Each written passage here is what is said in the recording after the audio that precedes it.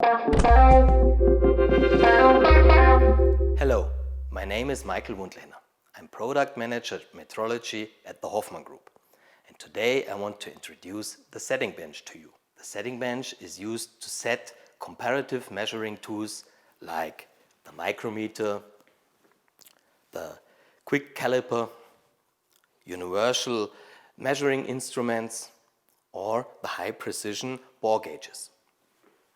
Who doesn't know the problem in the practice if you want to set the micrometer? There you need a gauge block set. First of all, you have to calculate which gauge blocks you need.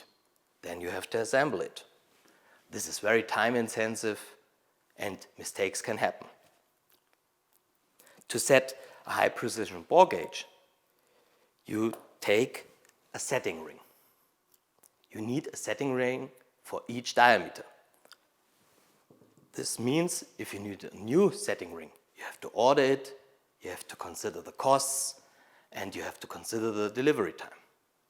To solve these problems, I want to introduce to you the setting bench today. There you can see it has two gauge blocks. One is fixed and the other can be moved. The only thing you have to do is that you have to enter if it is an inside or outside dimension and the dimension itself. For example, 100.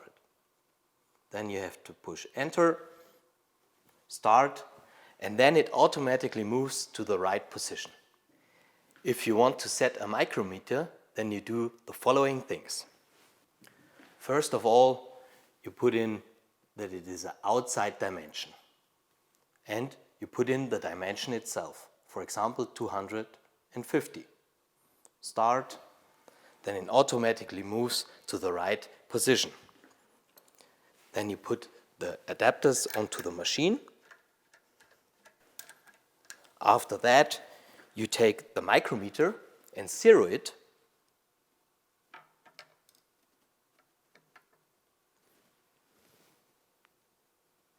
And then you go to the history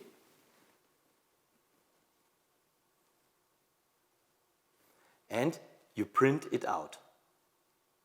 There you can see the dimension itself, the time and the date, so you have all the information that is necessary for setting the tool on the tool itself. So then you print it out, take the label and put it onto the micrometer.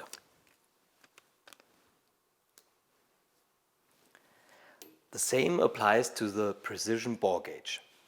First of all, you enter if it is an inside dimension and, for example, the dimension itself 100.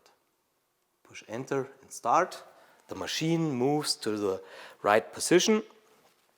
You put the adapters on the machine.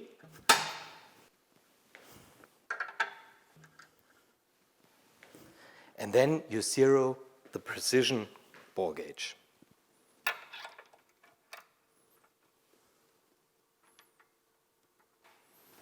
Then again you go to the history.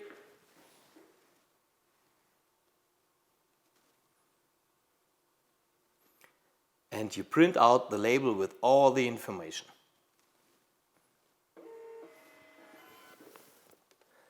As a result, you have all the information of the bore gauge on the bore gauge itself. Assuming you want to reset the micrometers after 2 hours again, and you see the dimension on the machine is not the same, then you only have to scan the label,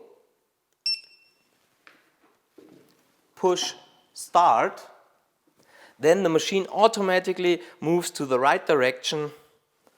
Then you put the adapters onto the machine, you zero the tool again, and then you are ready to use it again.